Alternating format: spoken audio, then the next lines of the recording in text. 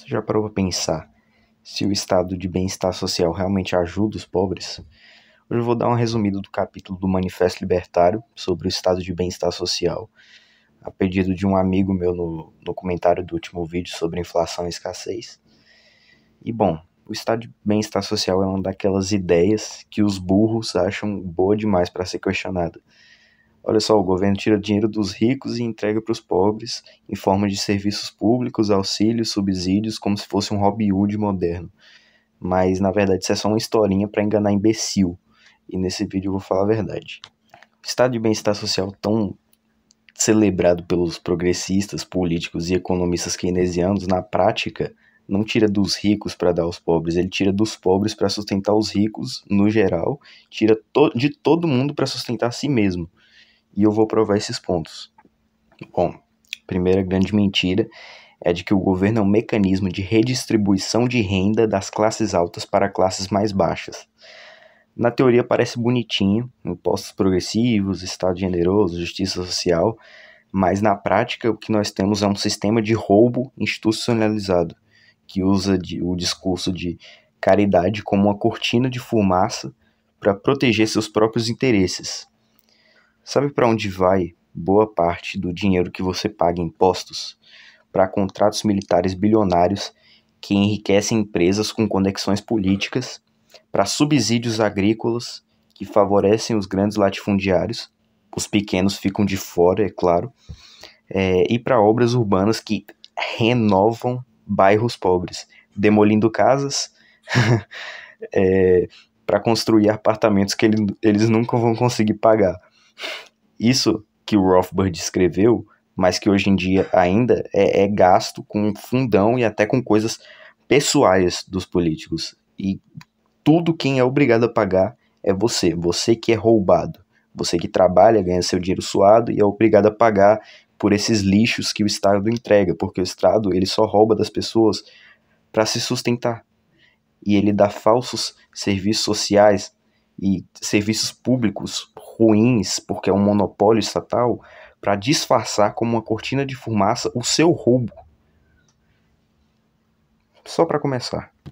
Outra mentira que precisa ser esclarecida é a de que o salário mínimo protege o trabalhador.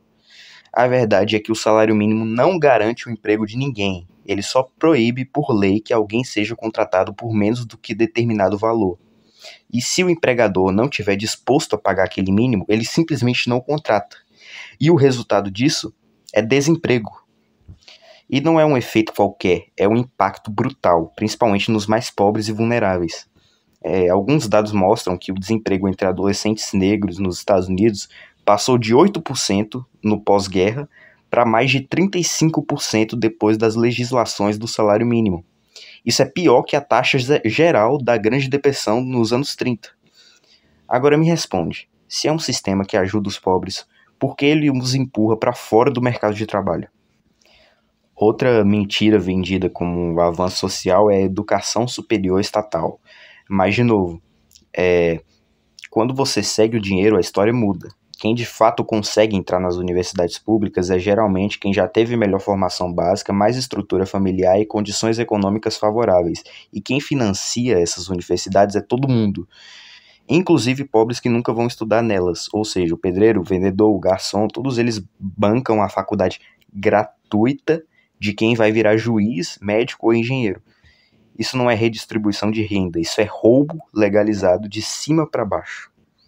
Programas de renovação urbana e habitação pública que prometem melhorar a vida de quem vive em áreas degradadas, mas sabe o que realmente acontece?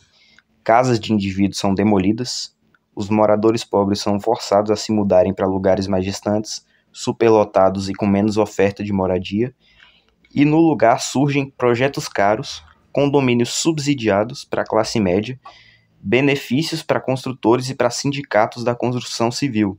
Ou seja, o pobre é varrido da vista para abrir espaço para quem pode pagar ou para quem tem conexões. E os estatistas irracionais aplaudem e falam que é para o bem de todos. Agora você quer saber quem realmente paga a conta do estado de bem-estar social? Olha esses dados que eu vou colocar na tela sobre a carga tributária dos Estados Unidos nos anos 60, mas que ecoa em vários países até hoje. Quem ganha menos de US$ 2.000 por ano paga até 50% da renda total em impostos combinados, federais, estaduais e locais. Enquanto isso, quem ganha mais de US$ 50.000 paga proporcionalmente menos que isso. Além disso, o imposto da Previdência Social é o mesmo para todos, tanto para o cara que ganha 8.000 por ano, quanto para o milionário. Isso se chama imposto regressivo. Quanto menos você tem, mais dói no bolso. Outro mecanismo também que o Estado usa para pegar a renda dos pobres é através da regulação excessiva e cartelização da economia. Por exemplo, o governo determina quais empresas podem operar rotas aéreas, excluindo concorrentes menores, impõe limites de produção de petróleo, elevando artificialmente o preço dos combustíveis, mantém monopólios de telefonia, gás e eletricidades, impedindo a inovação e concorrência, o que significaria serviços melhores e mais baratos. E sabe quem mais sofre com isso? Todo mundo que não tem lobby na capital do país que vive. Então, na verdade, é um Robin Hood ao contrário. Ele tira dos pobres e dá para os ricos. Então, sim, existe redistribuição, mas não da forma que te ensinaram. Existe redistribuição de renda entre pobres. Pobres que trabalham são roubados para sustentar pobres que não trabalham. E eu não estou falando de bandido assaltando o trabalhador, não. Estou falando do governo cobrar impostos. Se bem que é a mesma coisa. Um bandido roubando trabalhador e governo cobrar imposto é a mesma coisa. E no meio do caminho, quem lucra são os ricos com conexões políticas. E o sistema não é progressivo, é parasítico. Os defensores desse sistema gostam de dizer que explorar os ricos mais ainda seria uma solução. Explorar mais os ricos do que para dar para os pobres. Mas quem são os ricos? Muitas vezes são os que investem, empregam, inovam e que fazem o capital girar. São aqueles que sustentam parte do padrão de vida que nós conhecemos. Explorar ainda mais desses grupos seria o mesmo que matar a galinha dos ovos de ouro. Punir a poupança, o investimento e o empreendedorismo só porque alguém ficou rico, além de ser moralmente errado, é economicamente suicida.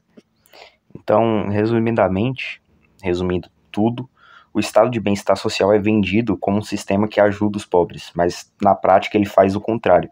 Ele tira dos trabalhadores para sustentar políticos e empresas com conexões e burocracias com o Estado. Os impostos pesam mais nos pobres, enquanto os ricos com influência pagam menos. Políticas como o salário mínimo e universidades públicas excluem os mais vulneráveis e beneficiam quem já tem vantagens. Obras públicas e subsídios favorecem elites e empurram os pobres para fora.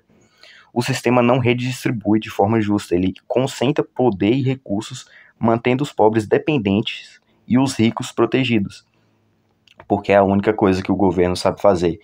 E ele só sobrevive se ele roubar da sua renda via impostos. É isso. Imposto é roubo, Estado é uma gangue.